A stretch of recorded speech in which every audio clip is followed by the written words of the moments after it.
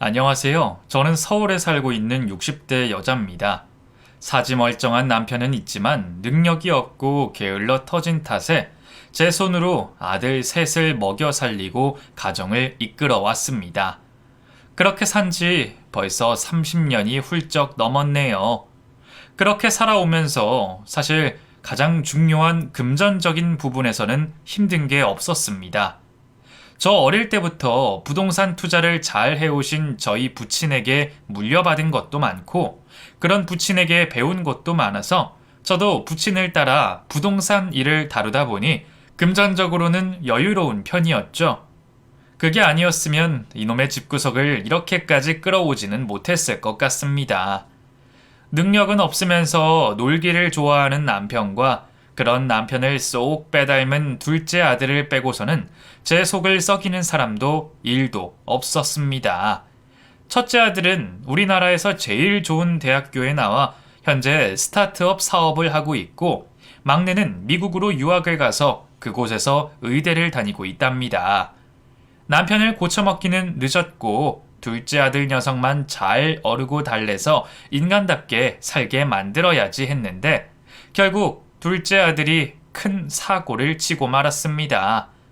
땅 문제 말고는 변호사를 선임할 일도 없었는데 살면서 처음으로 변호사까지 선임해서 법원까지 가게 되었네요. 물론 그 일로 저희 아들 녀석이 정신을 차리기는 했지만 망나니 같던 저희 아들을 정신 차리게 할 만큼의 어떤 기가 막힌 일이 있었는지 여러분들이 좀 들어주셨으면 합니다. 둘째 아들은 말씀드린 것처럼 지 아빠를 닮아서 놀기를 참 좋아하는 애였습니다.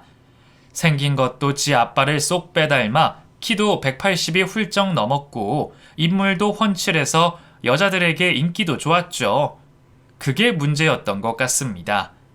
집에 돈은 돈대로 많지. 거기다 인물도 좋으니 아들이 삐뚤어지기 딱 좋은 환경이었습니다. 그리고 더 문제는 제가 공부 잘하는 큰아들과 막내아들에게만 신경을 쓰니 둘째 아들이 더 엇나갔다는 것이었습니다.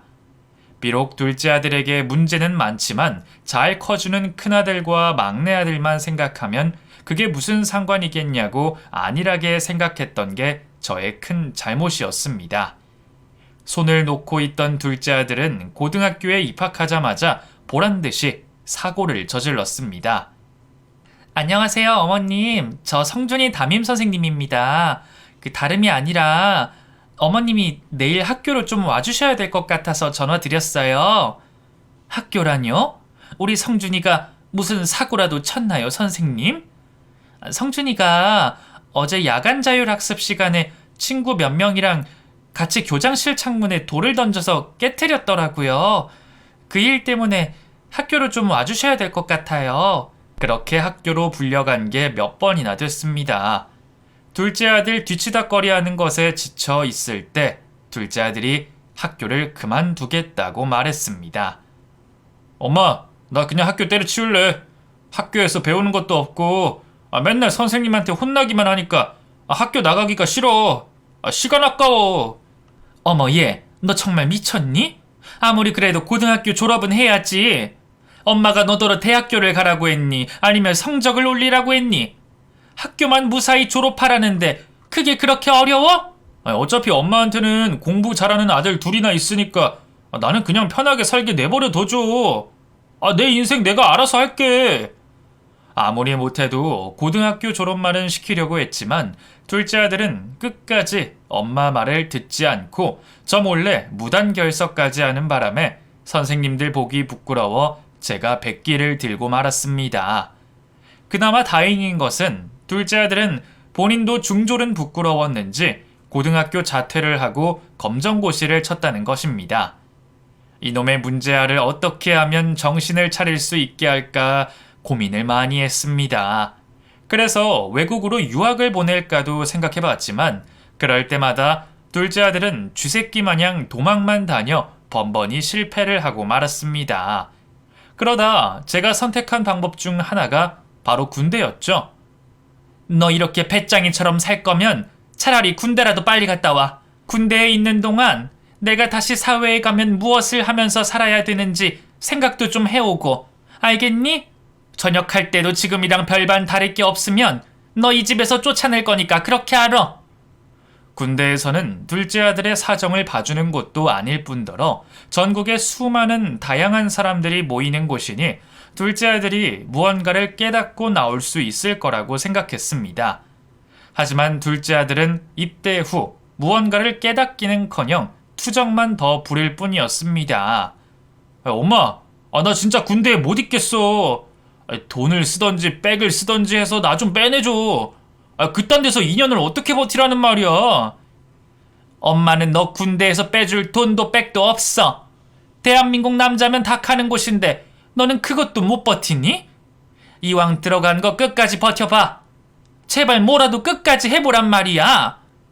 어떻게든 군대에서 자신을 빼내어 달라는 둘째 아들의 말을 철저히 무시했더니 둘째 아들은 의가사 전역을 하려고 했던 건지 스스로 몸을 던져 발목을 부러뜨렸습니다.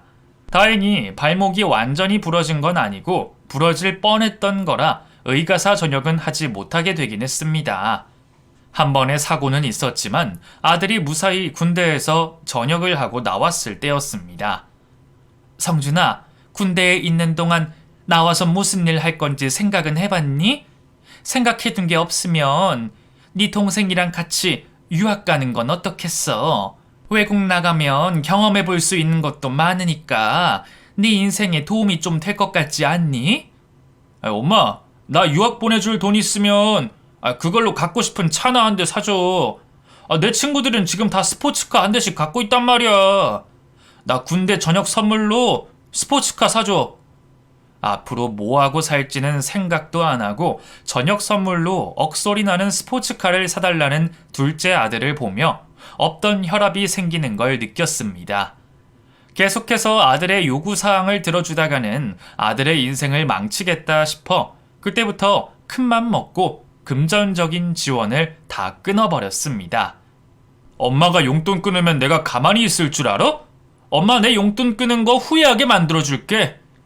둘째 아들이 어쩌자고 저런 말을 하는 건가 싶기는 했지만 용돈도 끊기고 가진 게 쥐뿔도 없는 놈이 무슨 사고를 치겠나 싶었습니다. 그런데 아들 녀석은 사채를 끌어다 기어코 갖고 싶다는 스포츠카를 현금 박치기로 구매하고 말았습니다. 이성준이 아줌마 아들 맞죠?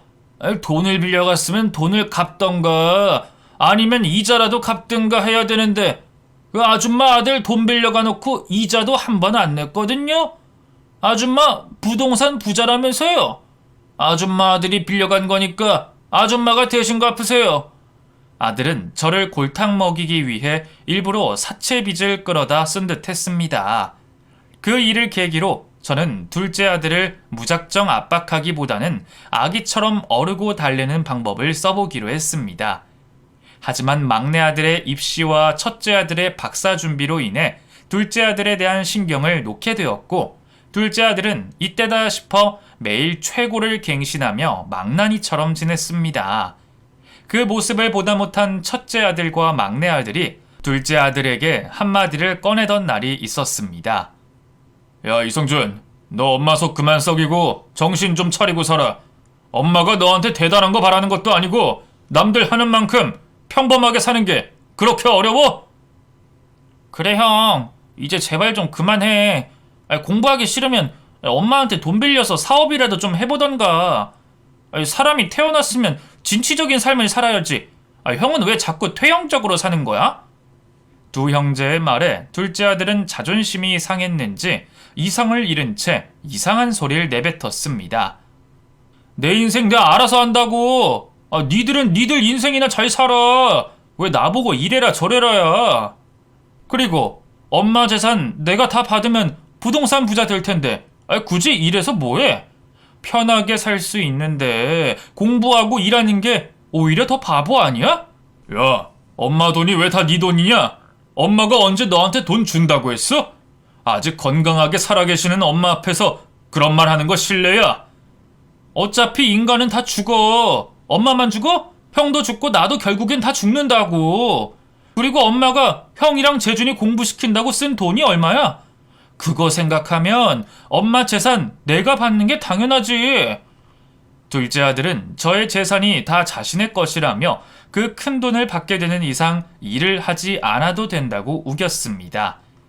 큰아들과 막내 아들은 그런 둘째 아들을 멍청하게 보며 무시를 했지만 저는 정말 걱정이 됐습니다. 저의 재산 때문에 둘째 아들이 저렇게 망나니가 되고 말았으니 말이죠. 둘째 아들이 사고뭉치라는 소문이 친구들 사이에 퍼지자 친구들이 그러더군요. 미자야, 그 성준이 그냥 장가 보내버려라. 군대 갔다 와도 안 되고 정신 못 차리는 애들은 가정이라도 꾸리면 정신 차리고 살더라. 그래. 성준이 보고 장가 가면 건물 하나 주겠다고 하고 장가 보내버려. 아무리 망나니여도 처자식 생기면 뭐라도 하려고 할 거야. 나이가 어리기는 하지만 뭐 어쩌겠어? 성준이 저렇게 내버려 뒀다가는 네 재산 다 갉아먹고 인생 종치게 생겼는데. 친구들의 말대로 둘째 아들에게 책임감을 안겨주면 지금보다는 정신을 더 차리지 않을까 싶었습니다. 그래서 제가 둘째 아들을 따로 불러 앉혔습니다. 성준아, 엄마는 네가 내 아들이라서 끝까지 안고 가려고 하는 거지만 너 엄마랑 아빠 죽으면 네 형이랑 네 동생한테 외면당해서 평생 외롭게 혼자 살아야 돼. 그땐 정말 어떡하려고 그래? 엄마가 나한테 재산 다 주면 형이랑 재준이가 돈 때문이라도 나한테 연락하고 살 거니까 엄마가 정말 내 걱정한다면 나한테 재산을 좀 더 많이 줘. 그러면 되잖아. 엄마는 그럴 생각이 없어. 네 형한테 더 많이 줬으면 더 많이 줬지. 너한테 무슨 이유로 재산을 더 주겠니? 지금으로선 너한테 줄 수 있는 재산은 단 하나도 없어. 엄마 장난 아니고 진심이야. 그제야 심각성을 느낀 아들은 표정을 굳힌 채 앉아 있었습니다. 그래서 이때다 싶어 말을 이어나갔습니다. 나는 앞으로 너희들이 뭔가를 하나씩 이룰 때마다 보상처럼 내 재산을 조금씩 양도를 해줄 거야. 네 형이 박사가 되면 박사가 된 기념으로 땅이나 건물을 하나 양도해 줄 거고, 네 동생이 의사가 되면 의사가 된 기념으로 하나 양도해 주고. 엄마 말 무슨 말인지 이해했니? 그럼 나만 불리한 거 아니야? 형이나 재준이는 뭐라도 하고 있으니까 받을 기회가 많은데 나는 직업도 없고 학교도 안 다니잖아. 이거 너무 불공평해. 엄마 나한테 주기 싫어서 그러는 거지. 네가 할 게 왜 없어?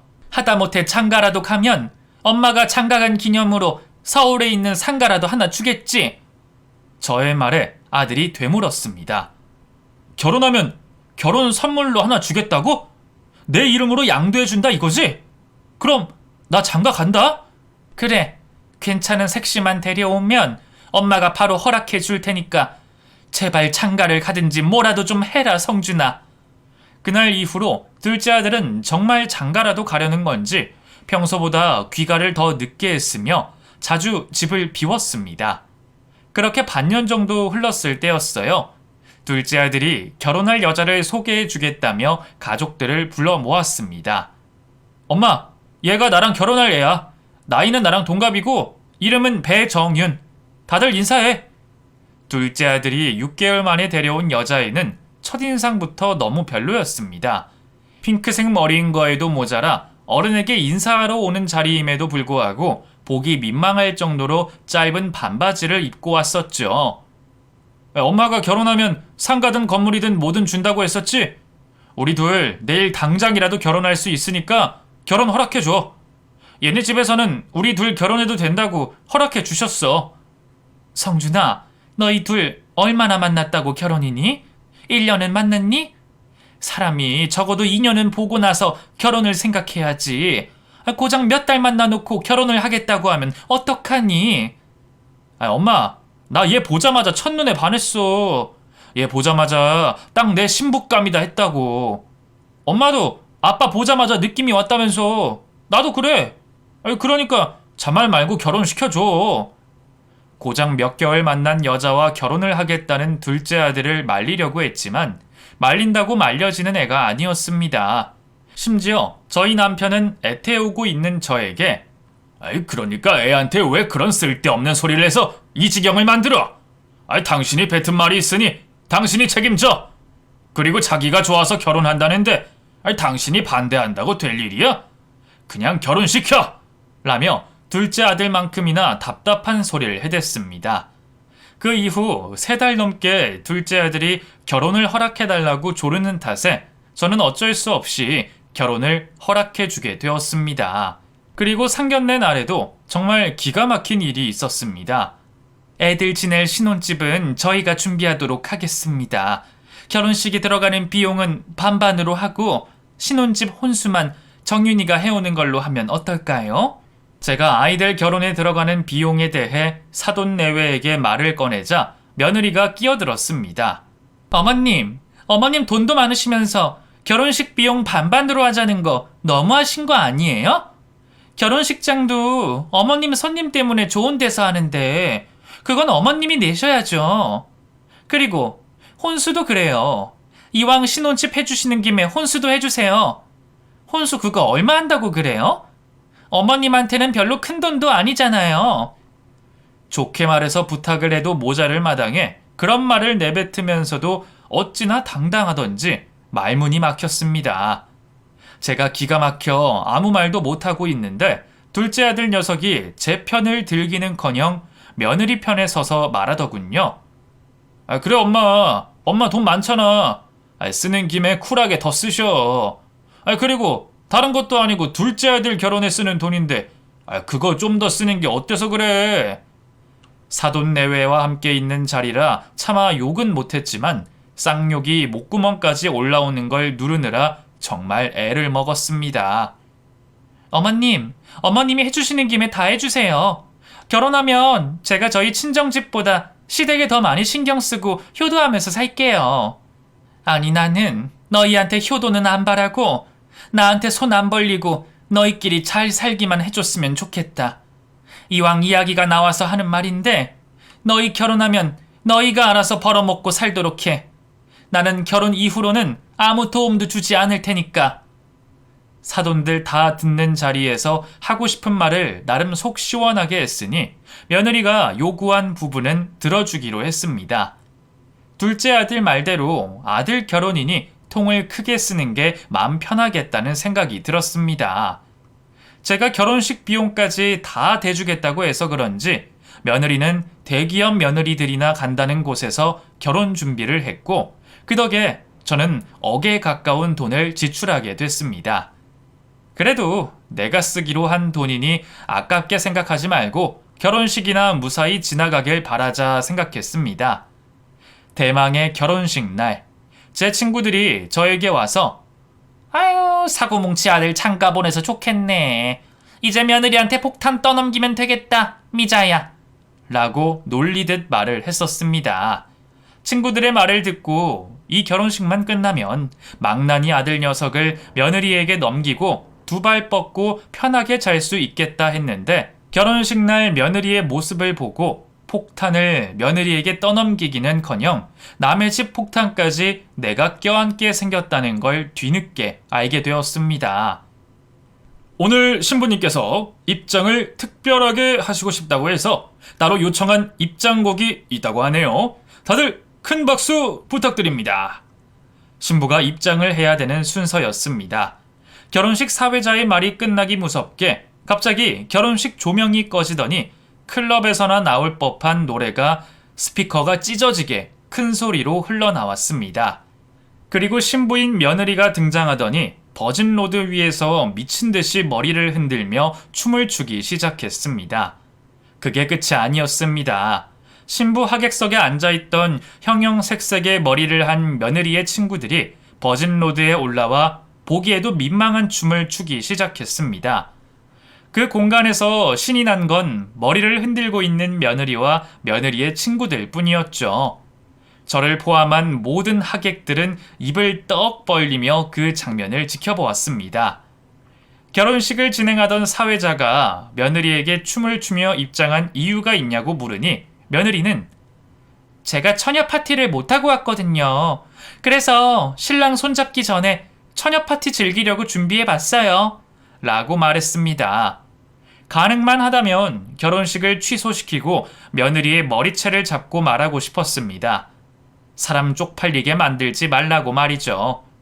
그렇게 하객들 보기 부끄러운 둘째 아들의 결혼식이 끝나자 친구들이 저에게 말했습니다. 미자야, 어떡하니? 네 며느리도 성준이 못지않게 꼴통이다. 너 혹 떼어내려다 되려 혹 하나 더 붙인 꼴 아니냐? 고생해라. 폭탄이든 혹이든 뭐가 됐든 둘째 아들과 똑같은 게 하나 더 들어왔다는 생각이 들었습니다. 결혼식이 끝나고 저를 찾아온 사람은 제 친구뿐만이 아니었습니다. 사돈 내외도 저에게 쫓아와 머리를 숙이고 사과를 했습니다. 사부인, 죄송합니다. 제가 딸을 초신하게 키웠어야 했는데 다 제 탓입니다. 오늘은 우리 손님만 있는 게 아니니 조용히 넘어가자고 그렇게 신신당부를 했는데 정윤이가 기어코 사고를 쳤네요. 제가 이따금 따끔하게 혼내겠습니다. 이미 엎질러진 물인데 혼낸다고 될 일인가요? 사과하지 않으셔도 됩니다. 제가 볼 땐 우리 성준이랑 비슷한 애가 들어온 것 같아서 저도 딱히 할 말이 없네요. 둘째 아들네가 신혼여행을 다녀온 이후 저는 아들에게 일자리를 구해 스스로 돈벌이를 하라고 말했습니다. 너도 이제 한 집안의 가장이니만큼 앞으로는 네가 직접 벌어서 먹고 살아라. 상견례 자리에서도 말했지만 나는 더 이상 너희들한테 금전적인 지원을 해줄 생각이 없어. 알겠어. 그럼 엄마는 내가 일자리 구할 때까지만 용돈 좀 줘. 알겠지? 지금 정윤이도 결혼 준비 때문에 일 그만둬서 우리 집에 돈을 벌어오는 사람이 아무도 없잖아. 순순히 알겠다고 하는 둘째 아들이 미심쩍기는 했지만 그래도 일자리를 구하겠다고 처음으로 말하는 아들의 말을 믿어보고 싶었습니다. 그래서 저는 둘째 아들과 며느리가 일을 구할 때까지만 생활비를 용돈으로 보내주기로 했습니다. 그렇게 몇 달이 흘렀을까요? 결국 둘째 아들은 저의 믿음을 저버리고 일자리를 구하기는커녕 며느리와 놀러 다니기 바빠 보였습니다. 널 믿은 내가 잘못이지. 일자리를 구하기로 했으면 일자리를 구하는 성이라도 보여야지. 너는 어떻게 정윤이랑 놀러만 다니고 있니? 너 정말 팔자 좋다, 성준아. 엄마, 그 이야기는 그만하고 그냥 나한테 주기로 했던 상가나 빨리 넘겨주면 안 될까? 엄마가 나한테 상가 하나만 넘겨주면 모든 게 다 해결될 일이야. 내가 널 뭘 믿고 상가를 넘겨주니? 너랑 정윤이 하는 꼬락서니 보면 상가 주고 싶다가도 주기 싫어지더라. 너 엄마만 믿고 그렇게 살다가는 언제 한번 크게 당한다? 엄마는 지금 아들한테 응원을 해줘도 모자랄 판에 악담을 퍼붓고 있어? 엄마, 내가 지금 정윤이한테 얼마나 달달 볶이는 줄 알고나 그래? 며느리에게 달달 볶이고 있다는 둘째 아들의 말에 그게 무슨 소리냐 물었습니다. 시모한테 매달 몇백의 용돈을 받고 있으면 편하게 살게 해주는 아들이나 저에게 감사해도 모자랄 판에 오히려 우리 아들을 못 살게 군다는 게 어이가 없었죠. 엄마가 나 결혼하면 땅이든 뭐든 준다는 걸 정윤이가 알고 있잖아. 근데 결혼한 지 몇 달이나 지났는데 왜 아직도 안 주냐면서 빨리 엄마한테 가서 매달 월세 나오는 상가로 받아오라고 난리야. 저도 내가 너 때문에 주는 건데 왜 자기가 난리라니? 나한테 자기가 상가 하나 맡겨놓기라도 했다니? 너는 어쩜 데리고 와도 꼭 너 같은 걸 데리고 와서 엄마를 2배로 고생을 시켜? 너는 네가 불효자라는 걸 알고 있기는 하니? 엄마, 건강하게 잘 커서 장가까지 잘 갔으면 효자지. 왜 불효자야? 됐고, 나 더 이상 정윤이한테 잔소리 듣기 싫으니까 빠른 시일 내에 나한테 상가 하나 양도해줘. 나 진짜 걔 때문에 미치겠다고.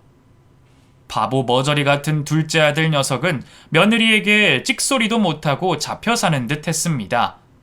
그렇다고 해서 제가 며느리에게 우리 아들 잘 부탁한다고 상가를 덥석 쥐어줄 수는 없어 며느리를 불렀습니다. 성준이 결혼하면 성준이한테 주기로 했던 상가는 너네 하는 꼴 보니 지금 줘서는 안 될 것 같아서 나중에 때가 되면 주려고 한다. 그러니 상가 달라고 나한테 보채지 말고 다음 달부터는 생활비도 너네가 직접 벌어다 쓰도록 해. 어머님, 그건 약속이 어긋나죠. 아무리 말로만 약속을 했다고 해도 약속은 약속 아닌가요? 상가 주기로 하셨으면 주세요. 두말하지 마시고요. 너는 어떻게 단 한 번도 알겠다고 안 하고 내 모든 말에 꼬투리를 잡니? 너는 집에서 그렇게 가르쳤니? 약속을 어긴 건 어머님이시잖아요. 왜 저한테 그러세요? 그리고 도대체 그 나중에가 언젠데요? 그 시기라도 정확히 말해 주시던가요? 둘째 아들이 왜 며느리에게 잡혀 살고 있는지 이해가 됐습니다. 시모인 저도 무서워하지 않는 애가 철딱서니 둘째 아들을 무서워할 리가 만무했죠.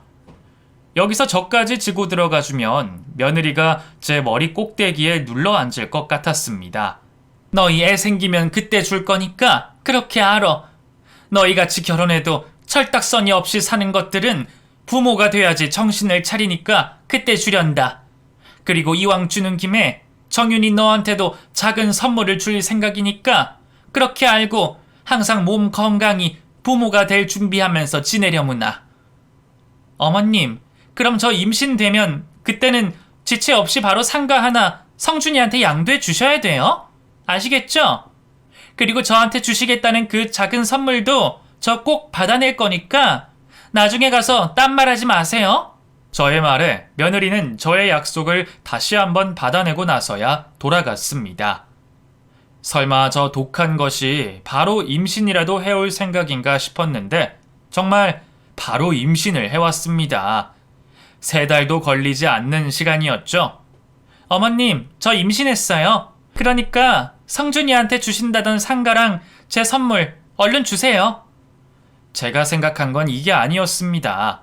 둘째 아들과 며느리가 임신 준비를 하면서 부모가 된다는 게 어떤 것인지 깊이 생각을 하고 조금 철이 들길 바랬는데 그럴 시간도 없이 임신을 해오니 아차 싶었습니다. 그래도 어쨌든 임신 자체는 축복을 해줘야 할 일이니 저는 약속대로 아들에게 작은 상가와 며느리 앞으로 땅을 조금 양도해 주었습니다. 직업도 없는 애들이니 그런 거라도 있어야지 마음이 든든하지 않겠나 싶어서 주게 된 것이었죠. 결국 이번에도 내가 둘째 아들이랑 며느리 좋은 일만 해준 건가 싶었는데 어느 날 둘째 아들이 저를 찾아와 조심스레 입을 열었습니다. 엄마, 나 형 밑에서 일하고 싶어서 그러는데 엄마가 형한테 말 좀 해주면 안 될까? 아니, 지금까지 내가 형한테 했던 말들이 있어서 내가 직접 말을 못하겠네. 엄마가 좀 도와줘. 일이라니? 엄마가 상가 줘서 거기서 나오는 월세 받고 일 안 할 생각 아니었어? 너 내 아들 맞아? 갑자기 왜 이래? 아니, 병원 가서 사람 형체도 없는 콩알만한 아기 심장 소리 들으니까 정신이 번쩍 들더라고. 아기 태어나면 아기한테 자랑스러운 아빠가 되고 싶은데 지금 나는 아기한테 백수 아빠밖에 안 되잖아. 아기의 심장 소리를 듣고 정신을 차리게 됐다는 둘째 아들이 귀여우면서도 기특했습니다. 사람은 부모가 돼야지 어른이 된다는 말이 맞는 것 같았습니다. 저는 둘째 아들의 부탁대로 큰아들에게 말을 해 큰아들의 회사에 둘째 아들을 취직시키기로 했습니다. 아들도 아빠가 돼서 정신을 차렸으니 며느리도 그렇지 않을까 기대를 했는데 몇 달 후 저를 찾아온 며느리는 기가 막힌 소리를 해댔습니다. 어머님, 오늘 병원 갔더니 우리 아기 성별이 아들이라네요? 그래서 저 아기 낳을 때까지 괌에 계시는 저희 이모 집에 있을까 해요. 애 낳을 때까지 괌에 가 있겠다니? 애 낳기에는 괌보다 한국이 더 낫지 않니? 거긴 산후조리원도 없고 날도 더운데 어쩌려고 그러니? 어머님, 제 뱃속에 있는 아기 아들이라니까요? 요즘 아기 엄마들이 괌으로 원정 출산을 많이 간대요. 저는 마침 저희 이모 집도 있으니 거기서 편하게 지내면서 아기 낳으려고요. 미국 시민권만 얻으면 우리 아들 군대도 안 가고 걱정 없이 살 수 있으니까 제가 고생은 좀 더 하더라도 그럴까 해요. 처음엔 며느리의 말을 듣고서는 절대로 안 된다고 반대를 했었습니다. 임신한 여자가 남편도 없이 혼자 외국에서 지낸다는 건 말이 안 된다고 생각을 했었죠. 그리고 도대체 그 미국 시민권이 뭐라고 그렇게까지 해야 되나 싶었습니다. 하지만 제 주변 친구들이 미자야, 요즘 젊은 애들은 기회만 된다면 다 그렇게 한다더라. 옛날에 그 체벌들도 원정 출산 가서 난리였잖니. 이번엔 네가 이해해줘라. 라고 말을 해서 저는 며느리 뜻대로 해주기로 했습니다. 며느리가 괌에서 지내는 동안 들어가는 비용이 적지 않은 돈이기도 하고 우리 손주 낳으러 가는 것이니 제가 부담하기로 하고 며느리 혼자 괌으로 보내주었습니다.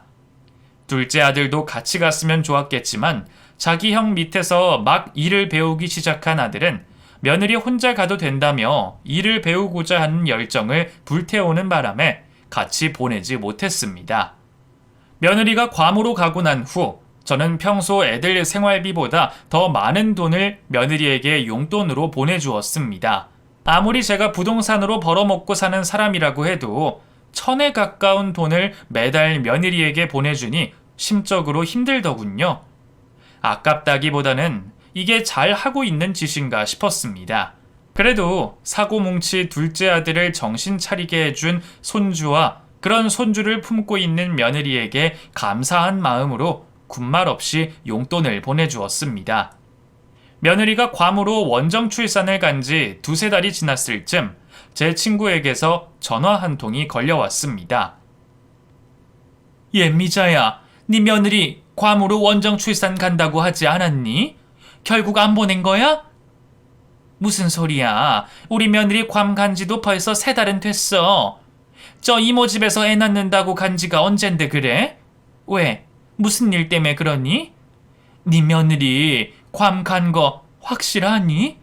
괌에 갔다는 애가 왜 강남을 버젓이 휘젓고 다니는지 모르겠다 난. 저희 며느리를 강남에서 봤다는 말도 안 되는 친구의 말에 저는 그럴 리가 없다고 했습니다. 그러자 친구가 자기가 본 것이 확실하다며 말했습니다. 미자야, 네 며느리가 좀 요란스럽게 결혼식을 치렀니? 그날 네 둘째 며느리가 눈도장을 제대로 찍어줘서 내가 네 며느리 얼굴을 똑똑히 기억한다니까. 그리고 내가 한 번 보고 이렇게 전화하겠니? 우리 집 근처에서 자주 보이는 것 같던데 성준이랑 한번 확인해봐. 친구가 착각을 한 게 아닌 것 같은 느낌에 저는 바로 둘째 아들에게 전화를 걸었습니다. 아들, 정윤이 괌에 애 낳으러 간다며. 괌에 갔다는 애가 강남에서 출몰한다는데 너 알고 있었니? 너희 둘 설마 또 엄마 속이고 그런 거니? 누가 정윤이를 강남에서 봤대? 정윤이 괌 가는 수속 밟는 것까지 내가 다 확인했는데? 정윤이 강남 어디서 봤대? 둘째 아들과 저는 며느리가 자주 출몰한다는 강남 어느 동네로 향했습니다. 그리고 둘째 아들과 저는 대낮부터 남에게 빌려온 차 안에 잠복해 며느리를 기다렸었죠. 몇 시간이 지나도 보이지 않는 며느리의 모습에 포기를 하고 돌아가려는 찰나 친구와 팔짱을 끼며 저희 눈앞을 유유히 지나가는 며느리를 발견했습니다. 만삭에 가까워 배가 불러야 되는 며느리는 전혀 임신한 사람 같지 않은 모습이었는데 둘째 아들이 며느리를 보고 차에서 뛰쳐나가려고 하길래 제가 아들을 막아 세웠습니다. 성준아, 흥분하지 말고 엄마 말 잘 들어. 지금 일이 이상하게 굴러가고 있는 것 같은데 감성적으로 행동하지 말고 나중에 일을 생각해서라도 이성적으로 차분하게 행동해. 일단 정윤이가 들어간 카페 우리도 들어가서 제가 무슨 짓을 하는지 동영상 촬영부터 해놓고 보자. 그 다음 일은 변호사가 할 일이니까 너는 진정해. 며느리가 무슨 짓을 벌이고 있는지는 몰라도 증거를 모아두는 게 우선이라 생각했던 저는 아들과 함께 모습을 숨기고 며느리가 친구와 들어간 카페에 따라 들어갔습니다. 며느리가 앉은 곳에서 가까운 자리에 자리를 잡은 저희는 며느리가 눈치채지 못하게 동영상 촬영을 시작했습니다. 아무것도 모르는 며느리는 신나게 떠들어댔습니다. 출산일이 다가올수록 마음이 너무 초조해져. 이 자유로운 삶을 끝내야 되다니 너무 아쉽다니까. 야, 그래도 너희 시어머니한테 용돈 받으면서 편하게 지냈잖아. 마지막으로 파리나 하와이 여행 한번 더 다녀와. 네 시어머니가 보내준 돈으로 명품 쇼핑 좀 하면 기분 풀리지 않을까? 그럴까? 근데 우리 오빠가 같이 있을 시간도 얼마 안 남았다고 안 보내줄 것 같아.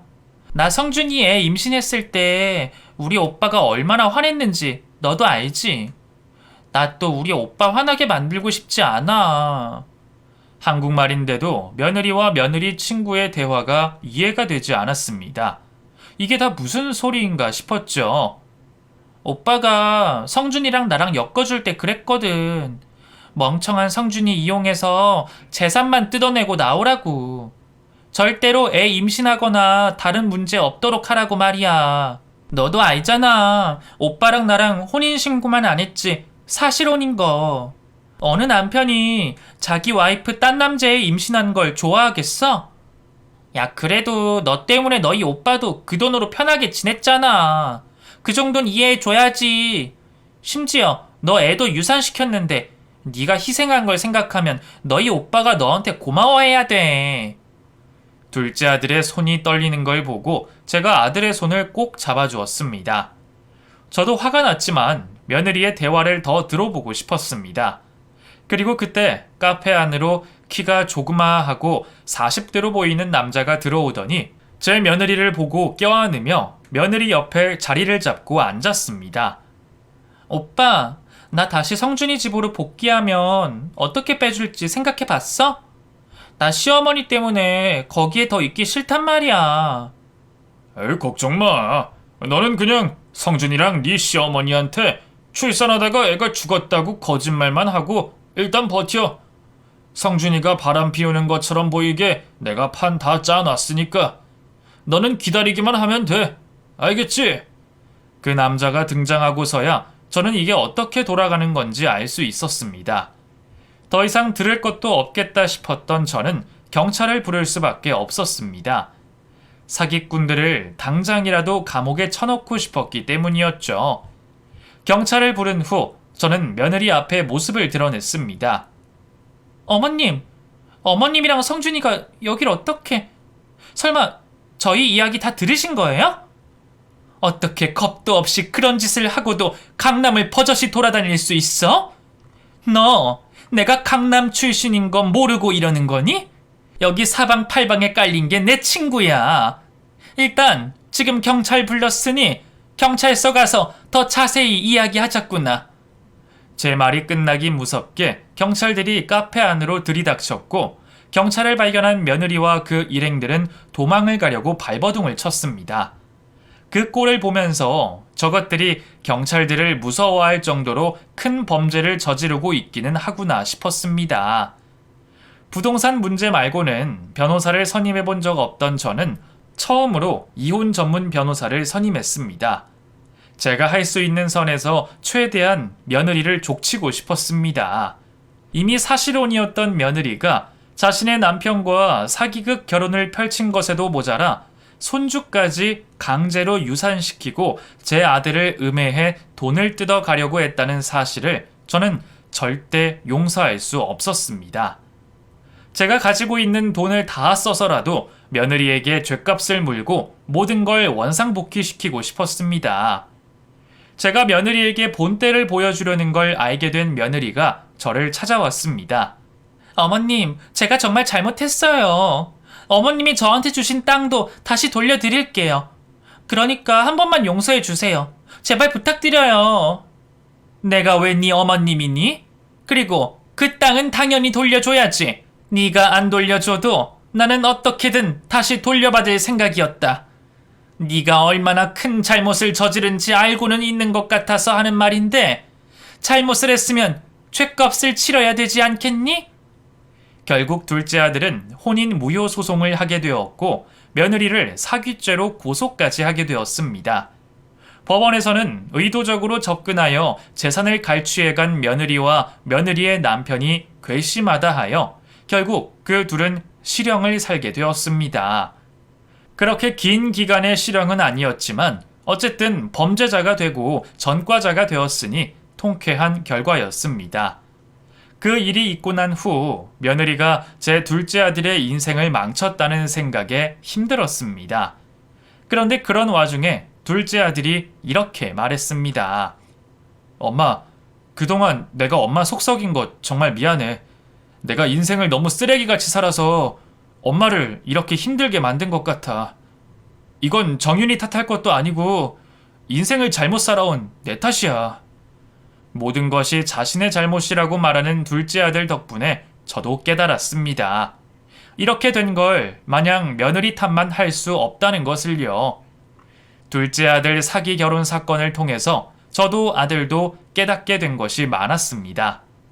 남들 인생에선 일어날까 말까 하는 희귀한 일을 겪기는 했지만 아들이 철이 드는데 큰 몫을 한 사건이니만큼 의미가 깊은 일로 생각하기로 말이죠.